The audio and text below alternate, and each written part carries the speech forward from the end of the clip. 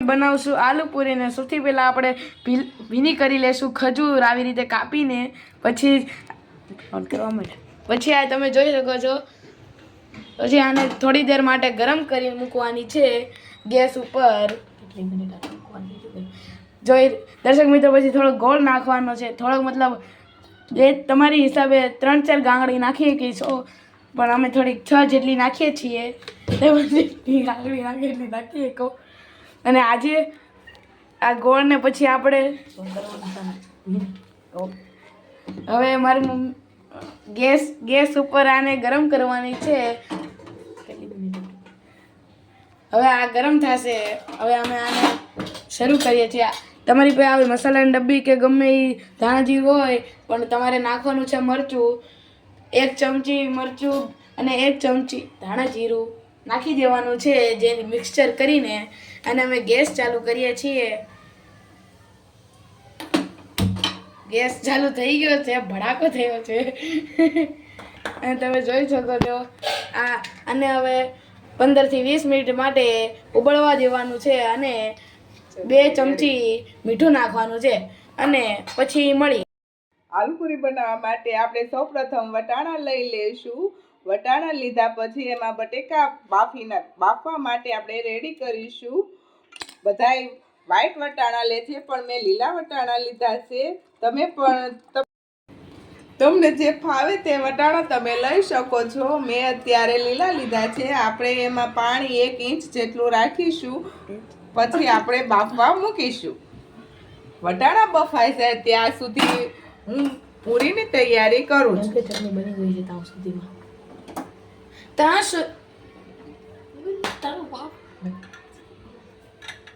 સૌથી પહેલા આપણે જાર લઈ લઈશું લીલી ચટણી બનાવવા માટે તેમાં હું ધાણા ક્રશ કરું છું ધાણા નાખ્યા પછી આદુ અને મરચાં નાખીને તેની ચટણી બનાવવાની છે હવે હું આદુ ખમણી લઉં છું થોડું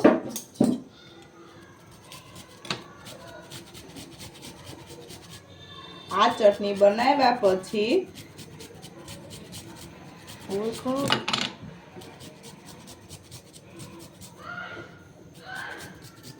વિડીયોમાં સુગંધ આવે છે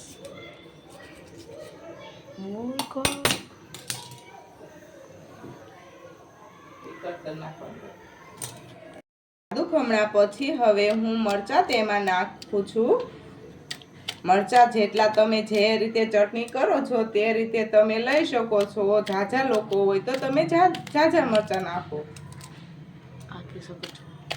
અનુસાર રાખો એમ બાકી જે રીતે તમે કરતા હોય એ ટાઈપ અનુસાર નાખ હું 4-5 વ્યક્તિની બનાવું છું એટલે તે રીતે હું મીડિયમ ચટણી બનાવું છું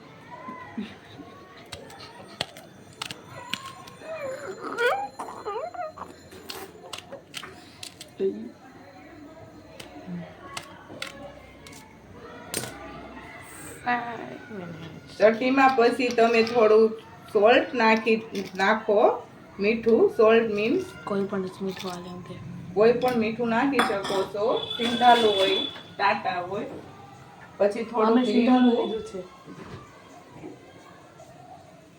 સિંધાલું લીધું છે હવે સિંધાલું મીઠું લીધું છે મેં સિંધાલું લીધું છે પણ તમે ટાટા કે કોઈ પણ મીઠું તમારી રીતે નાખી શકો છો થોડું લીંબુ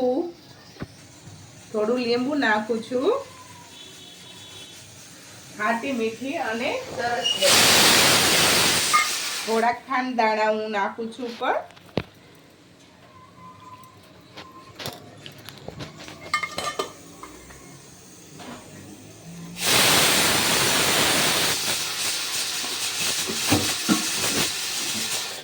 હવે તેને હું ક્રશ કરી લઈશ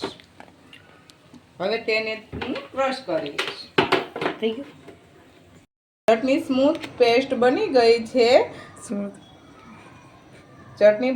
છે સરસ રીતે તો હવે હું એને બાઉલમાં કાઢી લઈશ અને પૂરી બનાવીશ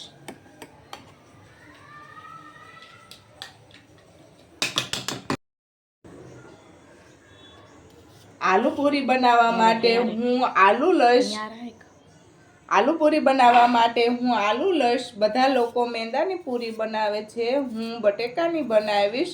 બટેટાની પૂરી તમને નડતી નથી અને તમે મન ભરીને ખાઈ શકો છો. અને બટેકાની પૂરી બહુ મસ્ત લાગે છે. પછી તેને હું બાફીશ. પહેલાં હું પૂરી બનાવીશ, પછી હું તેને બાફી નાખીશ. મસાલા પૂરી કેવી દેખાય છે? इस तरीके से बनाऊंगी. આવી રીતે બનાવીશું. બટેટું ખાવા માટે પણ સારું છે. સ્વાદ બહુ મસ્ત આવે.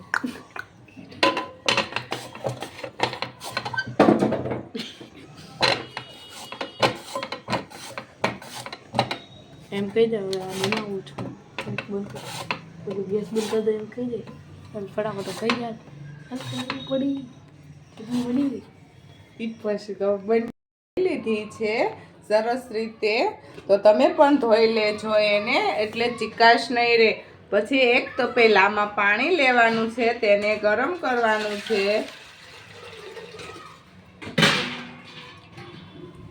એક તપેલામાં પાણી લેવાનું છે, તેને ગરમ કરવાનું છે.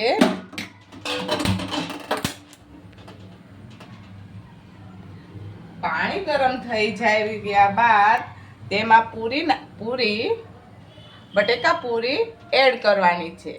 તે બફાઈ જાય તે પછી તેને બહાર કાઢી લેવાની છે. બાઉલ લઈ લેશું. એક બાઉલમાં 2 ચમચા તેલ નાખીશું.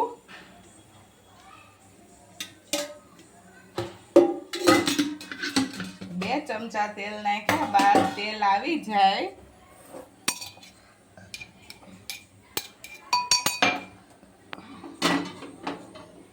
તેલને આપણે ગરમ થવા દેશું.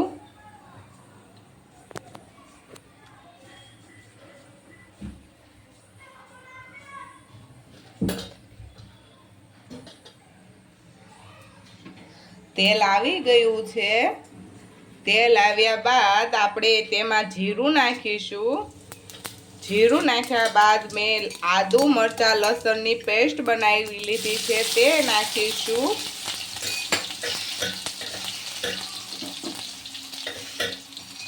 પેસ્ટને સરખી રીતે આપણે સાંતળી લેશું, તેમ કચાશ દૂર થઈ જશે.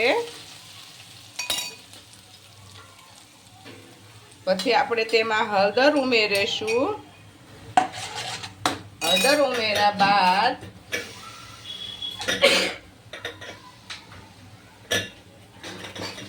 પછી આપણે જે કુકરમાં જે બટેટા અને વટાણા બાફ્યા છે તે જોઈ લેશું. તે પરફેક્ટ થઈ ગયા છે, તમે જોઈ શકો છો. તેને થોડા તેલમાં પાણી પણ બહુ ઝાઝું નથી રહ્યું.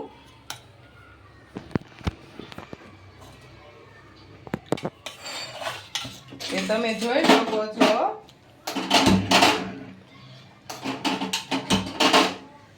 એ કર્યા બાદ હવે તે પેનમાં આમાં નાખી દઈશું.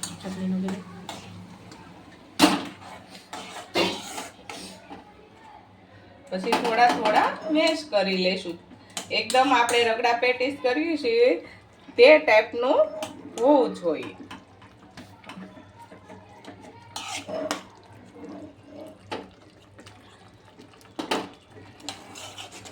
સ્વાદ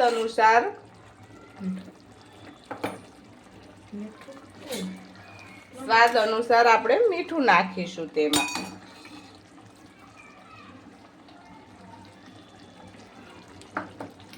મીઠું નાખ્યા બાદ મરચું, થોડુંક સાદું મરચું નાખ્યું છે, પણ થોડું હું કાશ્મીરી મરચું પણ નાખીશ. 1 સ્પૂન હું કાશ્મીરી લાલ મરચું પણ એડ કરીશ. તેથી કલર બહુ સારો આવે છે અને સારું બને છે. કોઈ પણ કરિયાણાની દુકાનમાં મળી જાય.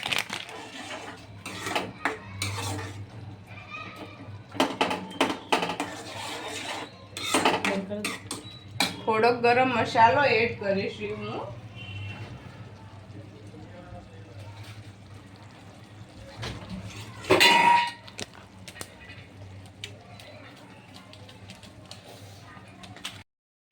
ખજૂર આમલીની ચટણી બનાવી છે. આમાં કોકમની ચટણી આવે પણ મેં ખજૂર આમલીની ચટણી બનાવી છે.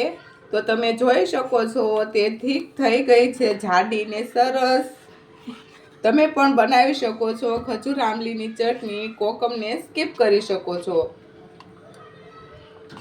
સરસ રેડી થઈ ગઈ છે.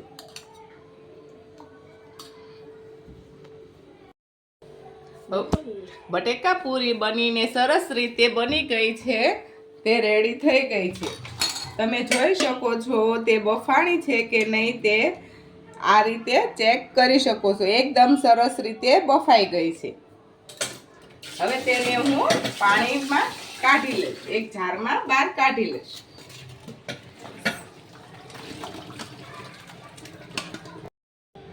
બની ગઈ છે આપણી પૂરી તૈયાર. હવે આપણે સર્વ કરીશું. સર્વ કરતી વખતે પહેલા આપણે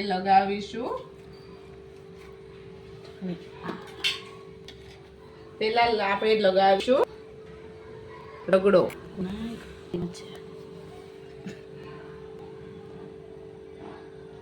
સરસ આવી રીતે આપણે બનાવીશું.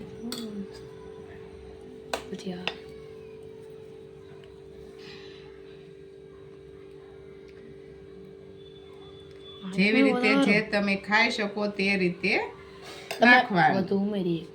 વધુ ઉમેરી શકો છો.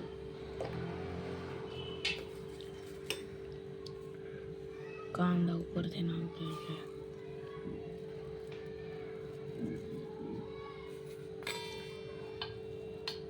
જે તમને સારું લાગે તે પહેલા પછી પણ એડ કરી શકો છો, નાખી શકો છો.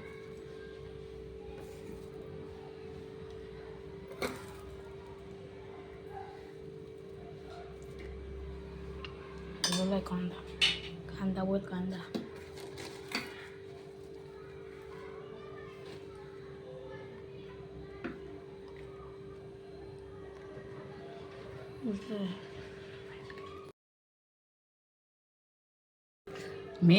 મેં આલુ સેવ અને સાદી સેવ રાખી છે. તમે કોઈ પણ સેવ રાખી શકો છો.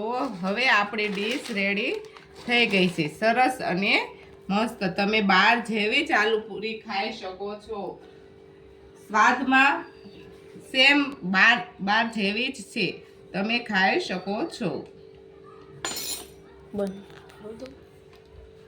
તમે જોઈ શકો છો એકદમ ક્રિસ્પી બહાર જેવી જ છે. તમને કોઈ ફરક નહીં લાગે.